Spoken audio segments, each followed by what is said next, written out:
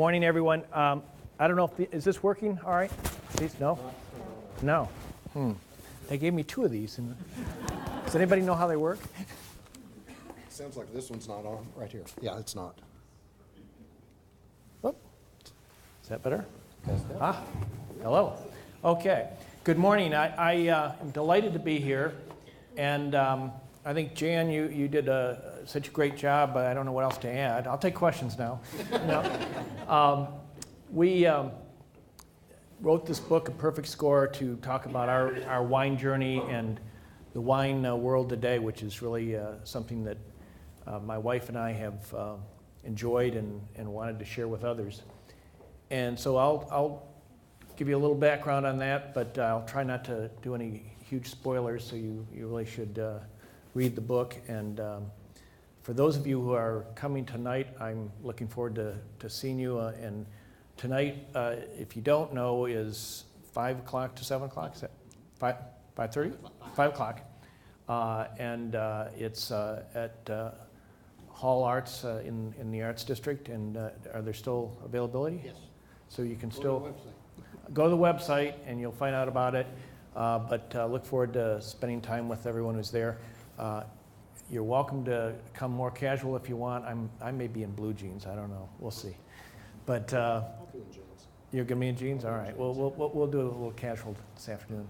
So, Bill, for your background in terms of wine, when we in the professional side drink, it's in the morning. So you know the bottle you just got, your taste buds are best in the morning. Now I'm not suggesting that, really. No. No, I'm not suggesting that. We actually, a little kind of side note, I'm being serious. Our winemakers actually start about 7 in the morning because your taste buds are fresher. And by about 10 o'clock in the morning, their teeth are all purple. And you know, I'm sure it's to them clear, but to the rest of us, we're looking at it and it's strange. And they do it with all these different chemistry set. It's amazingly complicated. But let me start at the beginning and back up. We got into the wine business because my wife's family had a small vineyard in Mendocino County. And when an estate situation came up and instead of having a family quarrel over it, we decided to hunt for a new winery location, or a new vineyard. And a vineyard, of course, is where the grapes are made, and a winery is the kind of factory that processes the grapes and makes it into wine from grapes.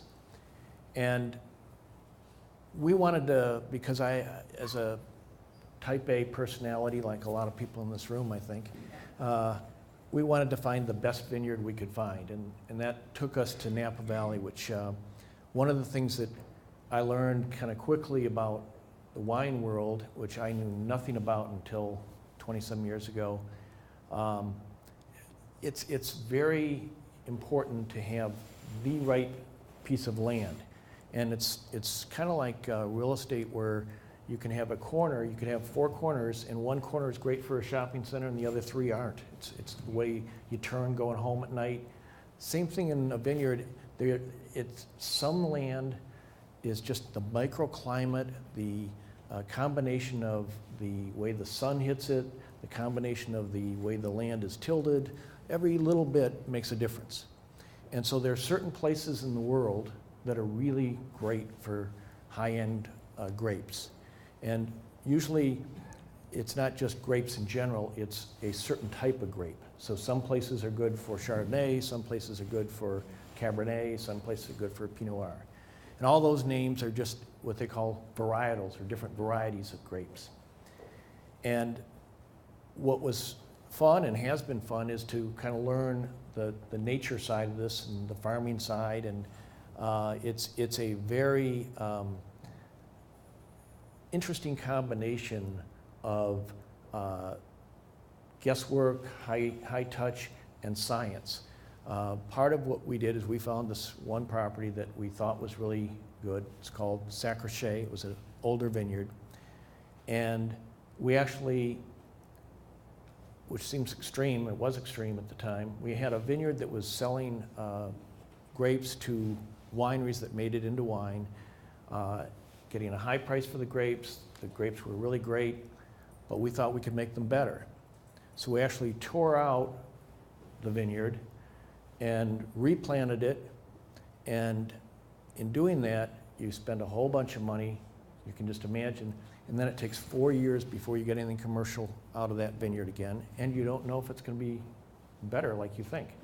But it's a combination of PhD scientists in viticulture who give you their best advice, infrared satellite photographs, and all kinds of science, and then, guesswork. And as it turned out, that particular vineyard, we divided into 22 different blocks.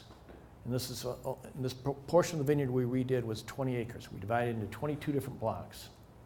And a block is an area that is so similar and uniform that you treat it the same way in terms of when we water this whole 20-some acres, we don't water it all the same. We have 22 different watering setups. We have 22 different places where we do everything by hand. And one of those areas, which is outside of our house, outside of our bedroom, is where we made a wine, it's called Excellence, and that's the wine that got 100 points, which is why the book is called A Perfect Score. Since then, we've been fortunate, that was in 2010, since then we've gotten second 100-point wine, and our goal in the wine business is to really create very, very high quality wines at a more affordable price than these really extreme cult wineries do, and to try to create relationships with as many people as possible to expose the wines to them and to help create experiences so they really enjoy it. And the wine business is it's kind of fascinating to think, Thomas Jefferson drank wine, and some of the wines that were in his cellar are still around. The wine business is a business that stands the test of time. If you have a great winery, which the United States is a relatively newcomer, wineries can last several generations and can really be a business that endures. When I build a building, eventually it's going to be torn down and something else will be built. But hopefully, when you build a brand and you build a wine, it has a long life to its history and what it does and the differences it makes. And the whole wine industry, I got into it initially because of wanting to just create a fulfillment of my wife's dream of having a small vineyard, but I wasn't smart enough to take it from small to leave it small. And it is a hard business, complicated, but so much fun. So we started just buying up more and more places, and then because of my love of building things and real estate, we built the caves that Jan showed you and our house, and then we went from there to the property in St. Helena. And what happened in St. Helena was St. Helena is the middle of Napa Valley on the valley floor. And one day I was driving to go to a lunch, and there was so much traffic, I looked out of the left-hand side of the car, and I saw the ugliest property in Napa Valley. It was this huge property, really awful. It was awful. And I had this immediate vision. It was like, I had nothing to do. I'm just driving and I can't go very far. And I thought, we need to buy this. Now that just shows you how some people's minds are wired a little better than that. There's something loose in here. That's probably not the best way to approach business. Some people do due diligence or things. Anyway, on the way back after lunch, I stopped at the place and looked around, and it was even worse than it looked from a distance. There were broken windows and all kinds of trash things. And it was, at one time, the Napa Valley Co-op. After Prohibition, this place was owned by a number of farmers in Napa Valley, and it made 40% of all the wine in Napa. So it was huge, but just completely out of date and trashed. So again, because I'm wired strange, I've I figured I need to find out how to buy this place. And so the first thing I did is I found out who owned it, and it was owned by a public company. So I thought, well, that's easy. I'll corner the stock of the public company. See, if I buy enough stock, they'll have to, swap my stock for the place or something. So that my theory was, well, I started to buy the stock. And then I realized it was a small public company, and the stock traded so little that it would take me probably about 3 or 4 or 5 years to buy enough stock to make a difference. And one day, I'm like 10, 12 days after this, I'm buying stock, and I meet a guy who I'm talking to about investments in the wine area, and he said, I just got a listing to sell a property that is really awful, and I have no idea who's going to be dumb enough to buy this. And so he shows me a picture, and I said, I'm your guy. And after that, it wasn't hard. So then we bought that property, and that's been a lot of fun because it's redeveloping a really important property in Napa. And when we started to really look at these old warehouses, we found out that there was an 1885 winery that was covered up by warehouses starting in 1911. So it was kind of hidden. In the middle of all these ugly warehouses is this stone building. So we ultimately restored that stone building, and so now there's an 1885 winery there. And the floor, on the second floor, that space is original. So we didn't do anything to that, which is really cool. The rest of the winery is all new, and so it's kind of the old winery's in sort of a courtyard in the middle, and it's a lot of fun.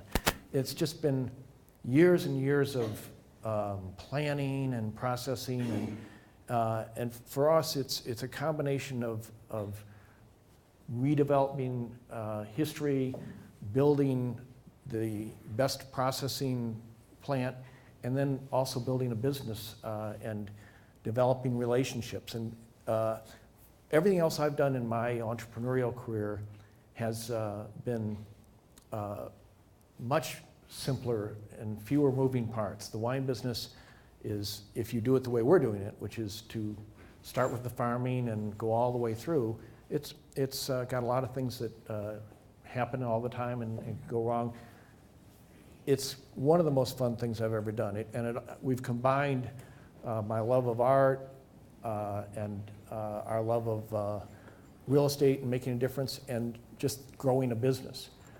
We started our wine business from scratch, no employees, and today I just came from last Sunday we had a employee harvest party, and there were 270 people there.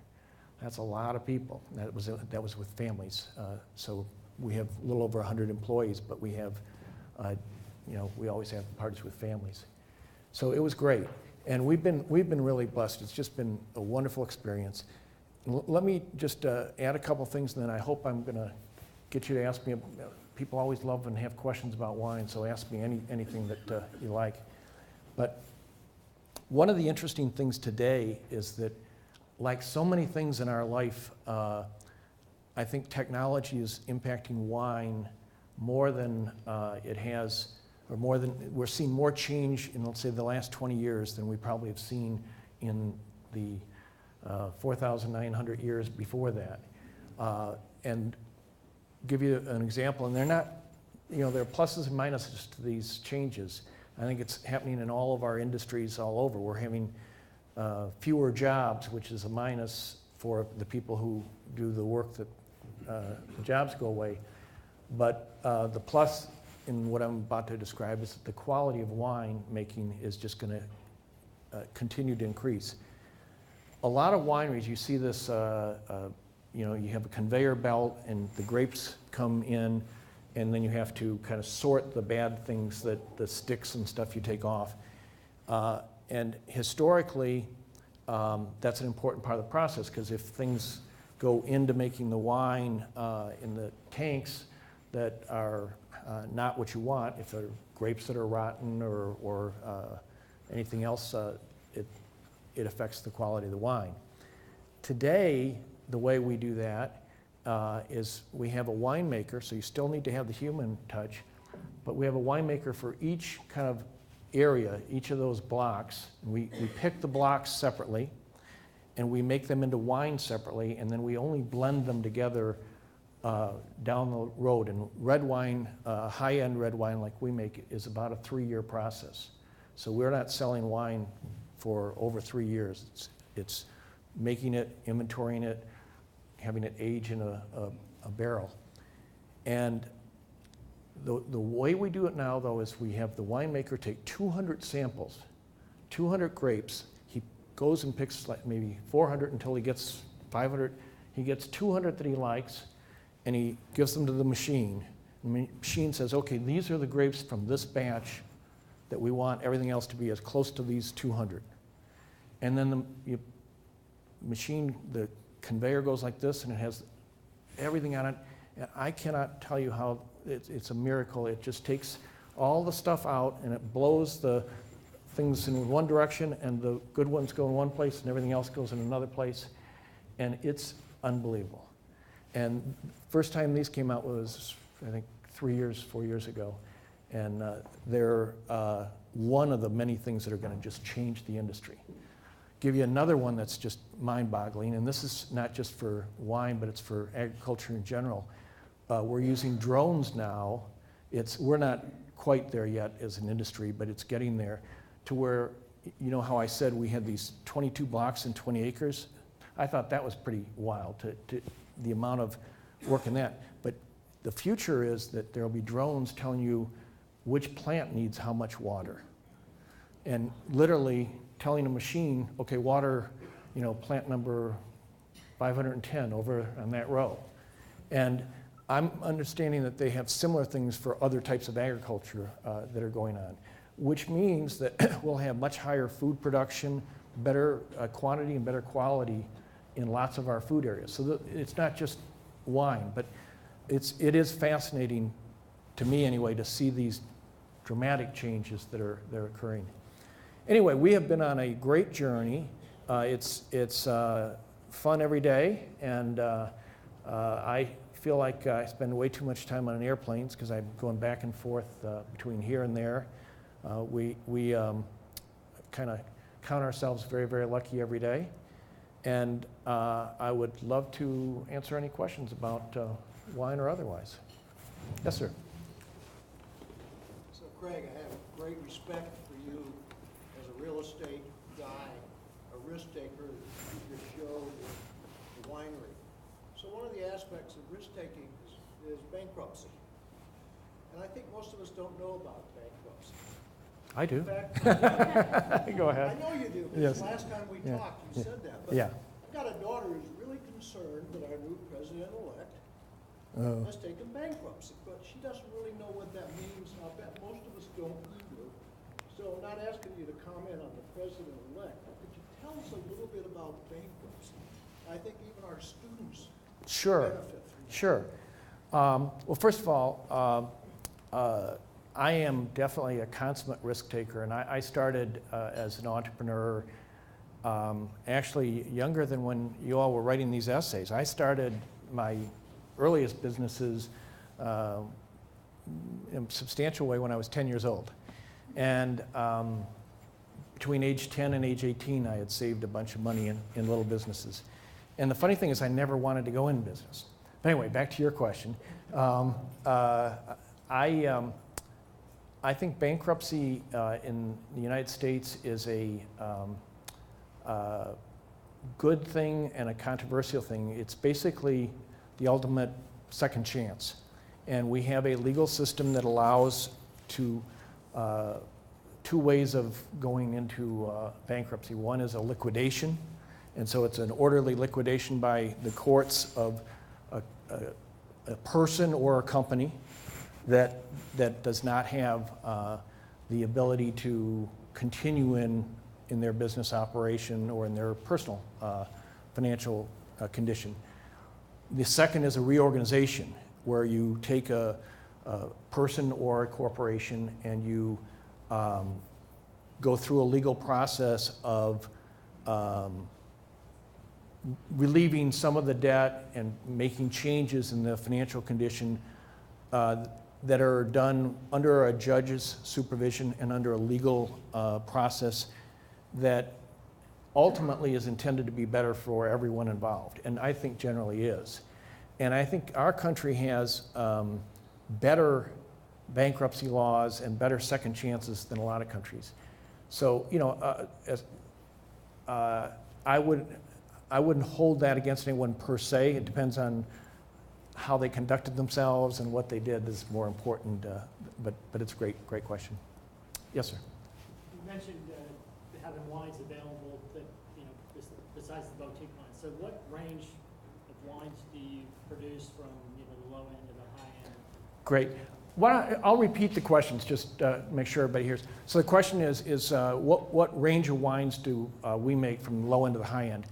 Our wines are all what I would call luxury wines. They're certainly not inexpensive or made in a manner that is financially available for wide circulation.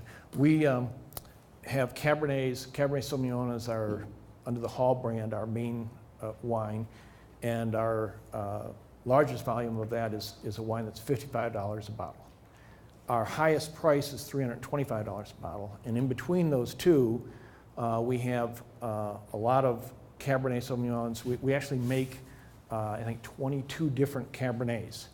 So you can go all over Napa and find, Napa's a very Cabernet-oriented area, and most wineries do not make as many different wines as we do.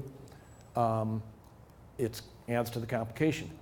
But people enjoy different types of tastes. So within the world of Cabernets, which is one varietal of grape, they taste totally different from different vineyards. And some of what we do are vineyard-specific Cabernets. So it might be from Sacrochet, which is the vineyard right next to our house. And in the case of one wine called Excellence, that's from only one block of Sacrochet. So it gets very, you know, tiny, and also the quantities also are smaller when you're making just that from that one block. We're making maybe 250, 300 cases. Whereas the Napa Valley Hall, that's $55, we make 25 to 30,000 cases, depending on the year. So very different. There are wineries that make wine, which seems incredibly crazy, but that sells at $800 to $1,000 a bottle. We think our $300 bottle is as good or better than those. So in that sense, I hate to say that $300 is a bargain for anyone, but in that sense,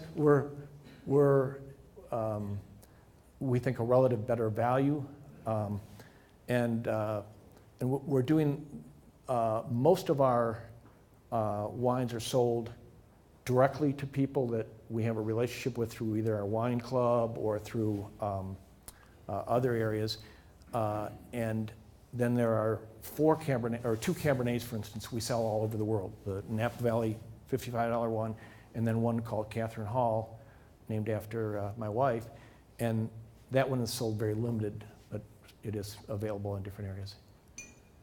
Could you talk a little bit about the rating process? The rating process, great question. So the question is, talk about the rating process. Rating wines is done by critics, and there are a wide range of critics. The critic that gave us the 100-point rating is named Robert Parker, and I would think most people would regard him as kind of the highest esteemed critic. Robert Parker is, I think unfortunately on his way out of doing it. He's kind of retiring, has been trying to for a while actually. There are the Wine Spectator magazine has critics, Wine Enthusiast magazine, and then there's a lot of blogs now that have critics. Some time ago, and I think it was Parker, but I may be wrong on this, one of them invented the concept of a 100-point score. And then it's not a science where you have certain things to qualify. Each critic that uses 100 points, whether wine is a 90 or 95 or 97, they each have their own kind of internal way they do it, and it's a combination of taste, smell, how it feels in your mouth, and it's certainly a different for different critics in that sense. It's important to the industry. It's not everything, and it's also not right all the time. Sometimes they make, sometimes we get luckier than we should, and sometimes we have a wine that gets treated worse than it should. So, yes. Can you talk a little bit about Texas wines and how they're Sure. getting them to California wines? Sure. So the question is, can I talk about Texas wines compared to California wines? I'm not an expert in Texas wine, so I won't say that there aren't some reasonable Texas wines, but I will generally say that on the positive side, what makes Napa Valley, for instance, is I think 4% of the wine made in California. Napa Valley everybody's heard of. There's a reason. As I said earlier in my comments, it's amazing how you cannot make good wine with bad grapes. It all is about the grapes, and you can take great grapes and make bad wine if you can mess up how you make the wine, but you can't fix mediocre grapes. And so with that in mind, the key most important thing is the grapes, and the key most important thing to that is a combination of the climate and the location and the soil and all of that. And Texas has not the best opportunities. They have some probably okay areas, and they may have some wines that I don't know of that are pretty okay. Every state now in the country, all 50 states make wine. Most of them are not very good. Yeah. I'm a first-time visitor to Success North Dallas. So I'm here because I've had success. I have goals for my business. Mm-hmm. Could you talk about the goals for the wine business and how the score of the wines translates to that? Because most people, your level of wealth, for example, James Dolan owns the Knicks. No goals for the business whatsoever, as far as I can tell. Daniel Snyder owns the Knicks. No goals for the business whatsoever, as far as I can tell. Yeah. So just, if you could talk Sure. somewhat about your, volume of sales, revenue, name recognition, Yeah. and how the score translates into some of those goals. Yeah, sure. So the question is to talk about whether and what type of goals we have for our business and how they translate from the scores and everything. And I think that's a great question. Wine is a very odd business in this sense. If you look at it as a financial business in traditional ways, you're more likely to fail, in my view. Well, let me, in general, I'll start there. Let me say there are a wide range of wine businesses. If you're in the wine business of selling wine for $20 or less a bottle, you're in the business of how efficient your factory can be, how you can get your costs down. If you're in the business we're in of making a luxury high-end product, you really don't, you want to, which we do with this, we tell our winemaking staff, you basically don't have a budget. You can do almost anything you want, and we're okay with that. No shortcuts, but you don't have any excuses. The deal is all about quality. And there will be years, like 2015, when Mother Nature's just really mean, and we got a third of less crop, and the quality wasn't as, you can get hammered by Mother Nature. So it's not a business where you can have dependable goals on a quarterly or an annual basis. That said, we as a company, you're asking about us from standpoint of numbers, we really are serious about it as a business as well as a passion. So how do we make that work? First of all, you asked about numbers. We're doing about $43 million this year. We'll do about $50 million next year. I see us growing to about $100 million and probably stabilizing there. We have very good margins because, for the most part, we don't sell a lot. We sell 70% of our wine direct to the consumer, and we cut out the middle guy. The distributors they provide a great function, but they're better for lower end wine. They can send a lot of volume. For us, we want to be in restaurants, but we really don't want to be, being in stores isn't such a great thing, and we lose money on that business. We trade dollars. We're not even sure we should do it at all. We keep debating that. So we do think about our goals. We do have very specific goals. We updated them. We have 5-year out goals. I'm definitely into the money side and strategy, but I also am not into making shortcuts or sacrificing, because it's the wrong business to do that. Go. Having been at your wineries and the art, talk about the way you blended, just like a master wine, you've blended art and your wineries together, because they're awesome. So Bill's question was talk about how we blended art and the wineries. And I was looking to see if the picture there is at Hall Office Park, but we have a lot of art. The Bunny Fufu that you saw in that one picture that Jan had, Bunny Fufu was, my wife used to sing Little Bunny Fufu to our kids in the vineyard when they were growing up, and that was many years ago. So one day we started thinking about how do we get more notice on Highway 29, which is right in front and has traffic. And as you said, Jan, it's where you turn, right? That is exactly what we intended. And so it was a combination of art, but also a big attention grabber. And we told this artist what we wanted to do, and one thing led to another, and it actually turned out like a lot of things for art-wise. When we commission something, you never know how it's going to work out, but that one worked out better than we expected, and it's great. But we love art. My wife, myself, we've been collecting all our lives. So to share it in the wine area seems such a natural, because wine is all about experiences.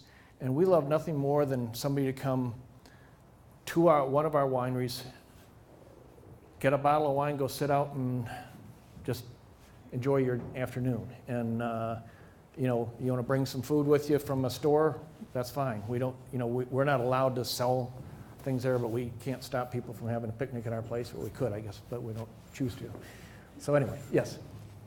So as a follow-up to an earlier question, what would you say the differences are, between doing business in California? So to repeat the question, what are the differences between doing business in California and Texas politically? Night and day. I am headed to California. Let me back up and just say I was speaking at a Urban Land Institute, had a convention in Dallas, and I was speaking, and just before my talk there was a research panel presenting information on places where the most companies were moving out of and why. And I just happened to go in at the end and hear them talk about California, and hear them talk about what I'm about to tell you, so what they were saying is absolutely true. Overregulation is a problem in California. The biggest area that these people were citing is a law on California Environmental Quality Act, or whatever, CEQA it's called. And I'm in the middle right now. This is just an unbelievable story. I'll make it short.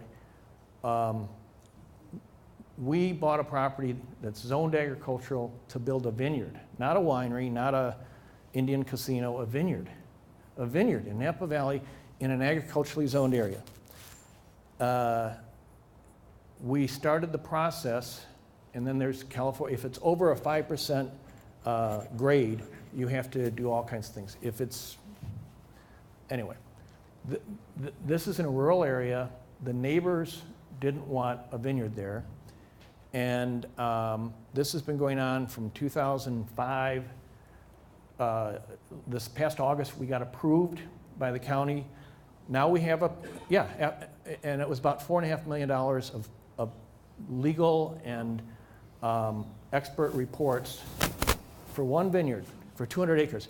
Now we're about $5 million, and I can't tell you how much it'll be every day. So starting on Friday, we're being appealed to the Board of Supervisors, which are 5 elected officials, and every day, and there's articles in the newspaper in Napa right now about this. So Friday all day, I've got 4 or 5 days between now and Christmas for this appeal, and that's where I'm flying back to tonight. Then we'll be sued, and there are 4 nonprofit groups, and they do this all the time, and that's how they make their money, because they either get us to pay them to go away, or they win on any one of everything. It's complicated. The report is now 5,500 pages long. So, yes. So don't go to California to do business. So let me just say one other thing that I didn't say earlier. Jan mentioned, so in 2009, we were in a downturn everywhere, right? And the wine business was certainly in a downturn, and we hadn't had partners in many years in any of our businesses, but we were having cash flow issues everywhere. So we decided to see if anybody wanted to invest in the wine business. And Jan came in 2011, but we have had a phenomenal fun thing with having people from all over the country be partners. And it's been exciting. It's been good for us, and it's been a chance to meet great people like you, Jan. So thank you. Ladies and gentlemen, Craig Hall. You've got some stuff.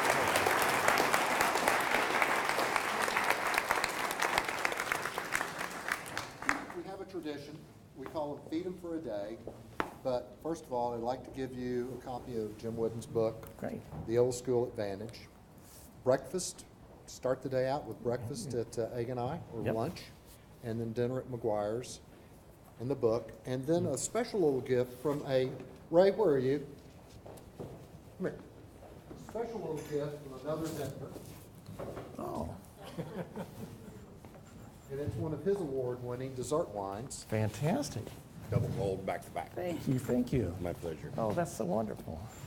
Oh, wonderful. Thank you so much. And this is Ray Southwick. He has Oh, thank you. Queen's Thank you wine. again. Ray. Appreciate And that so he much. does this for all of our speakers. Terrific. Which I think is just phenomenal. Thank you, Ray.